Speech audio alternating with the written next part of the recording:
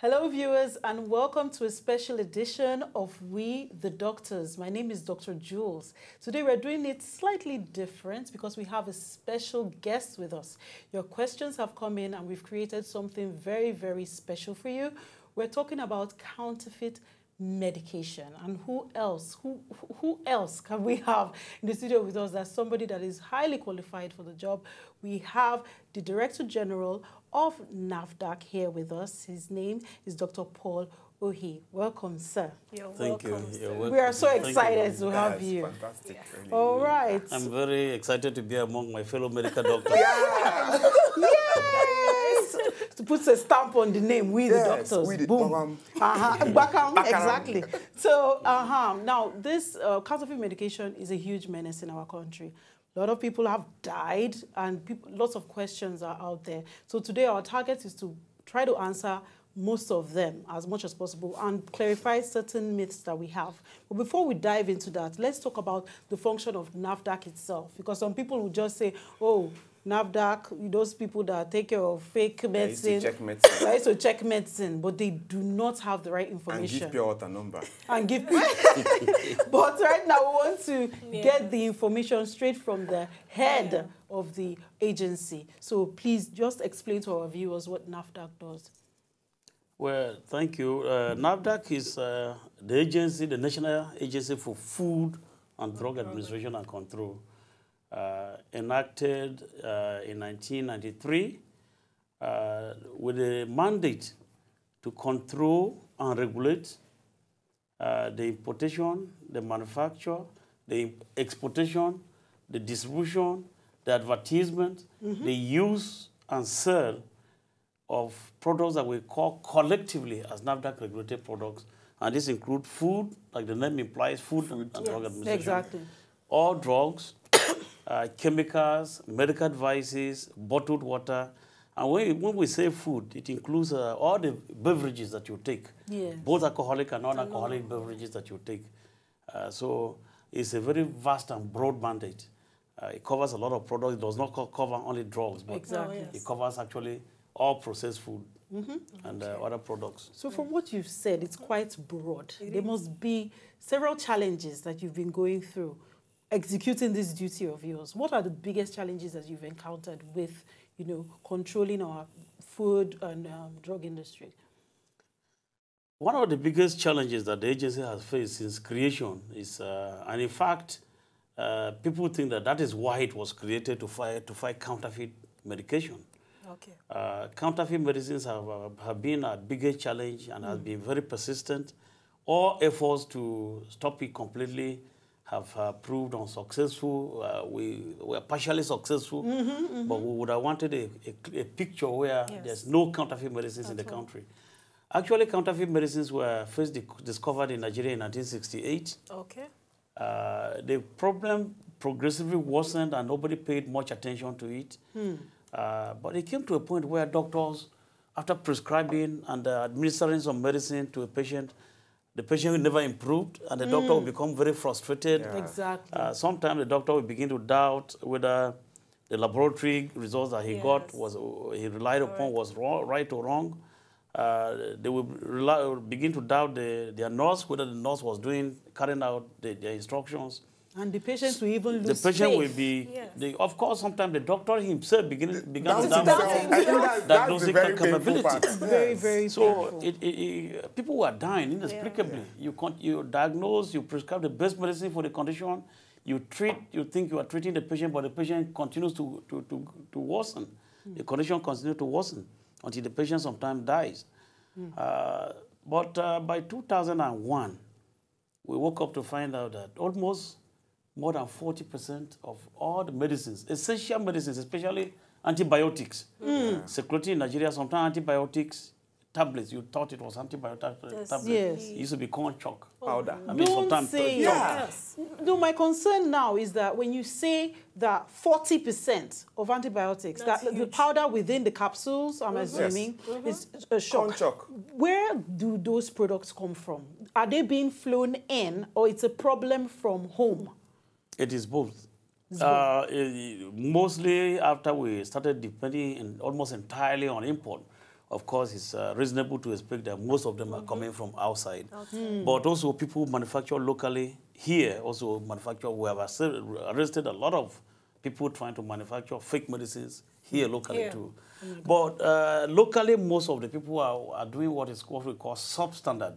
Okay. And I must distinguish between what is a counterfeit medical product and the substandard medical product. Okay. And the approach is different. By WHO definition, a counterfeit medical product is one that is manufactured and deliberately manipulated and fraudulently manufactured, misrepresented with respect to identity or source of the product. Okay. A product that is deliberately and fraudulently misrepresented as with respect to either its source or the content of that product. It's almost like premeditated murder. Like It's premeditated. Honestly. In fact, as a lawyer, I can tell you that there has to be the mens rea, that the criminal intent. Yes. You cannot blunder into manufacturing counterfeit medicines. Yes. You set out deliberately to manufacture something and mislead the public to believe that it is what is not. So, there's the criminal intent, and that is why for counterfeit medicines, we punish the person who brought it. First and foremost, we seize, destroy the medicine, and also impose a penalty. Fantastic. For substandard medicine can sometimes even be more dangerous than a counterfeit medicine from a healthcare point of view, because it does not contain what it's supposed to contain. For example, but a substandard medicine is one that is even approved for manufacture by the competent medicine regulatory authority. Like somebody, you come to manufacture, you set up your factory, you want to manufacture drugs, we approve the factory, we inspect it, we think that everything is all right. But because of your lack of capacity, because maybe you are incompetent or you do not have qualified staff to manufacture the product the way it's supposed to be manufactured. Agreed. Even though, when it agrees, you are now going towards counterfeit. Because the intent is to shortchange the there's no public. intention. But in this case, there's no intention to shortchange the public. But because you do not know how to mix it. Maybe you thought you were measuring the active pharmaceutical ingredients, you thought you were measuring the full cost, but you are giving half. Maybe your weights are not correct.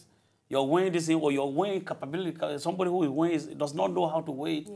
As a result, you manufacture something that does not meet the required standard, and it causes injury.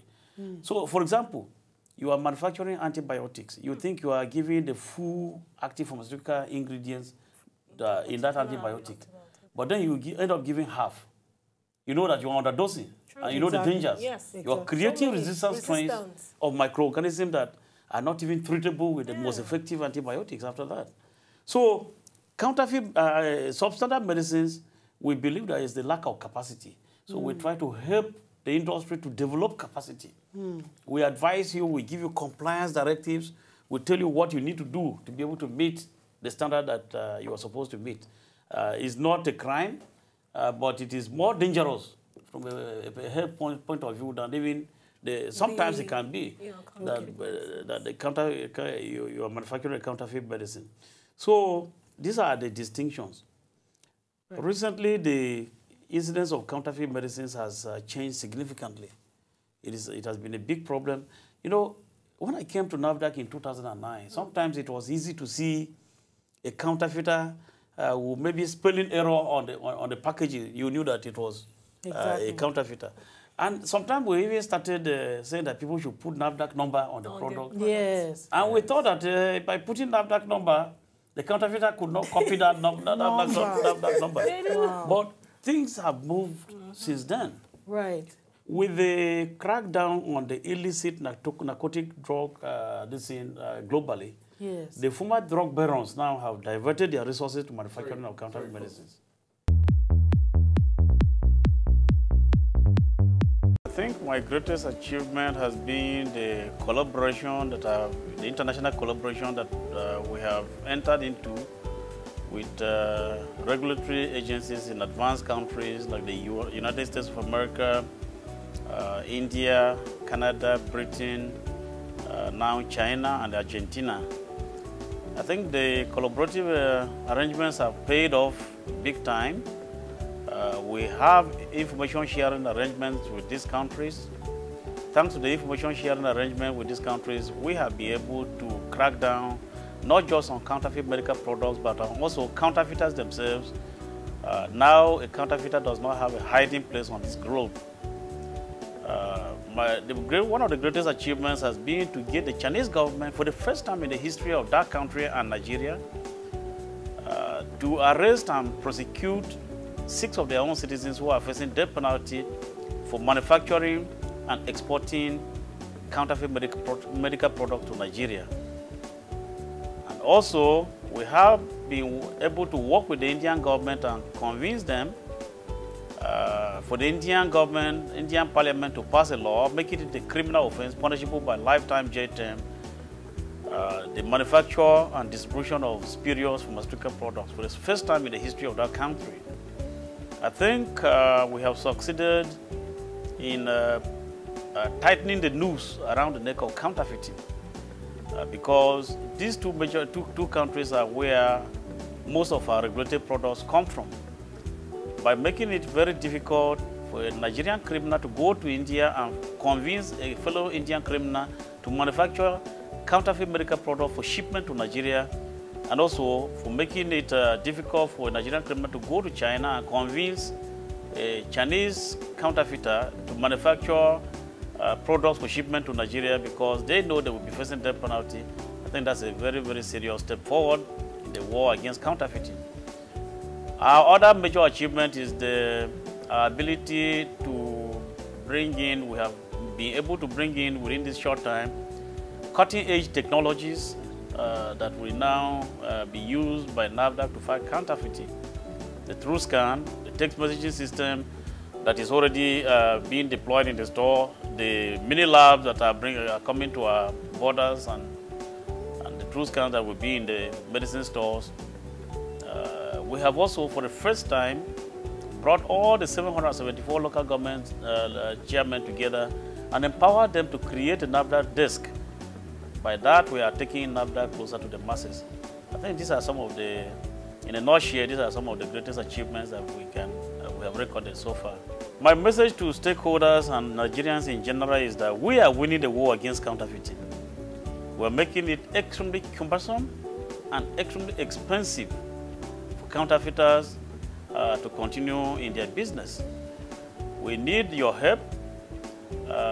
We have a message out there. We had worked out a system with the Indian government to reward people who give us tips that lead to seizures of counterfeit medicines that are manufactured in India.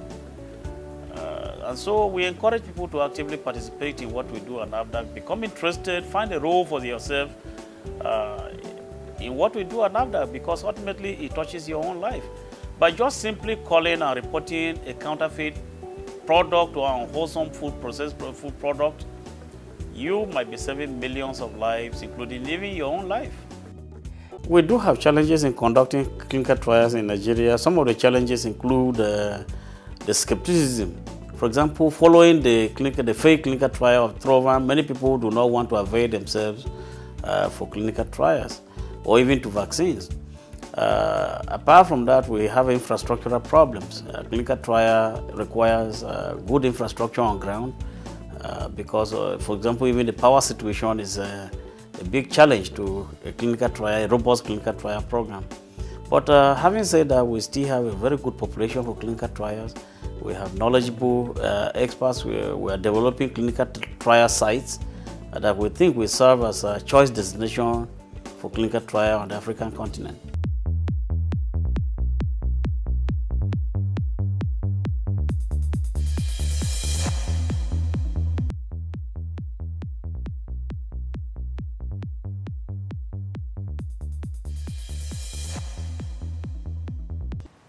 Well, like me, I cannot identify fake drugs because I don't know anything about.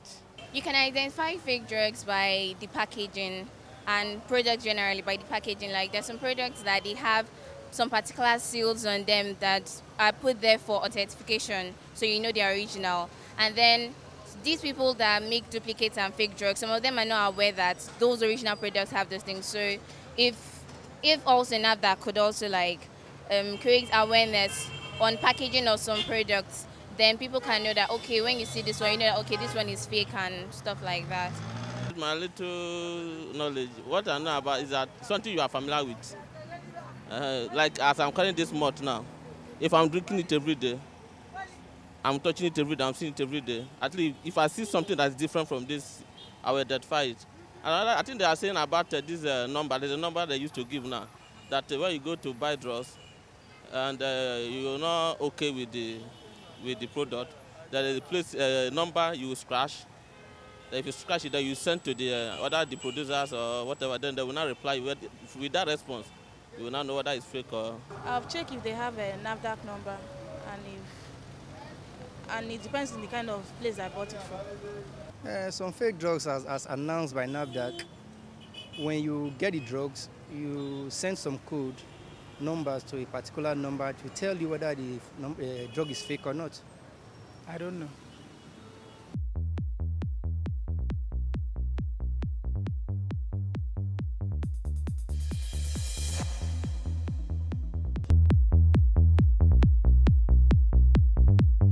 So for our viewers at home, I want to make a simple explanation.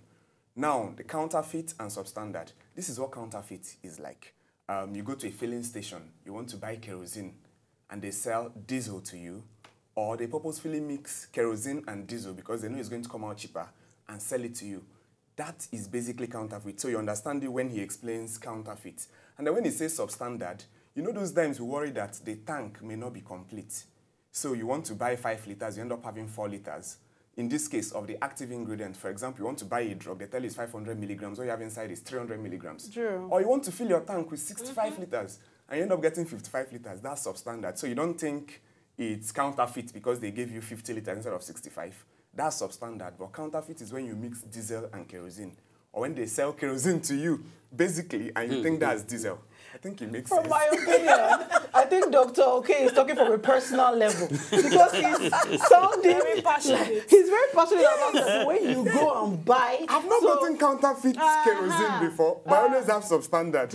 My tank is never full. I don't know especially when we have full scarcity and all that. Maybe you went to patronize somebody standing by the roadside, right? Anyway, let me not go into that. Station. That's another argument. But like we started earlier, we've been talking about counterfeit medication, and Dr. Paul Orhii is talking to us about it and elaborating on what NAFDAC agency is doing in our country. But I'd like to get a global picture at this point about the problem. What is happening globally when it comes to counterfeit medication, and then we can then narrow it to Nigerian situation?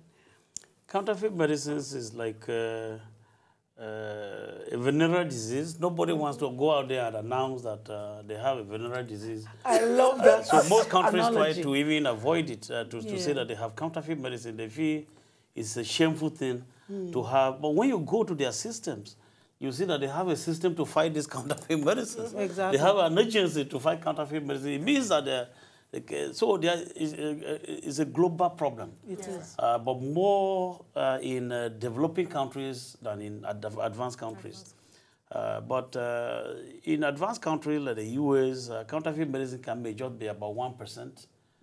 But in developing countries, it goes as far as, I told you, 40% in some instances. That is quite scary. Right now, the picture is about 30%. If you look at on average in developing countries, 30% of medicines in the developing countries are counterfeit.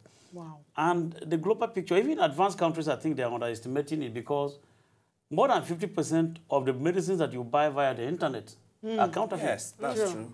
So most of these countries, people buy medicines over the internet. Yes. So they have more counterfeit medicine in their systems that they are willing to admit. With the crackdown on illicit narcotic trade, according to the estimates by the International Pharmaceutical Security Institute, Counterfeit medicines now constitute about $75 billion business annually. 75 billion. And the World Customs Organization estimates even more. The World Customs Organization says it goes up as high as $200 billion annually.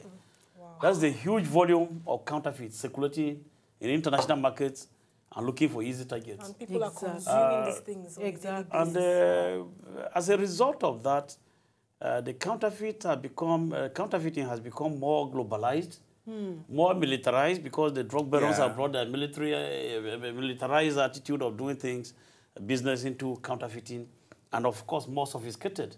Wow.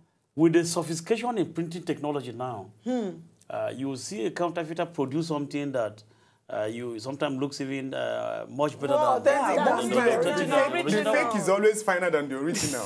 We are tempted here to, because in olden days you could see a counterfeit product, you see even sometimes the spelling errors. Exactly. Were there. We even thought that the counterfeiter could not write NAFDAC number, so we told producer that you must put NAFDAC number because the counterfeiter might not be able to write down the NAFDAC number. Yes. But today, you find the packaging printed much better sometimes than the original one. We are tempted to put holograms to protect our medicines. The counterfeiter had a hologram more beautiful before we even started putting our own. Oh my goodness. Sometimes counterfeiters even run ahead of time. I've seen counterfeit medicines in 2013, producing medicine for 2014. Oh my goodness. Wow. They have futuristic... futuristic looking. Wow. Oh my goodness. So it has become very, very difficult and to authenticate counterfeit medicines. Not even the most sophisticated pharmaceutical security expert can just by looking at the counterfeit say that this is a counterfeit and this is a genuine one. Wow. You know, so and you ask yourself, if the counterfeiter can replicate the minute details on a capsule in fine print, what stops him from writing the NAFDAC number, copying the NAFDAC number on the pack? So it has become very, very difficult. That is why we have come up with technologies to identify counterfeit medicines. So the control. We have, we have come up with technologies. We have the TrueScan. TrueScan is a handheld device that, for now, only NAFDAC and maybe a few medicine regulatory agencies in the world use it to detect counterfeit medicines. It's a handheld device manufactured by the U.S. military, but it's like a spectrophotometry. You put a drug on a tablet. We have already installed all the software of the authentic medicines from the companies that we approve inside. Okay. So, for example, if we bring aspirin, and you say this aspirin is manufactured in the US by this company, and we put the tablet in it, it will compare it with that aspirin, what actually that company manufactured and we approved. Yes. If it does not correspond, it will fail. So it's like a digital signature for a drug. Yes. This is Dr. Ok's voice. TrueScan for his voice. If it doesn't sound like his voice, it is not his voice. Okay. Wow. Exactly. Okay, so and with that, within minutes, it can identify the medicine. Identify it.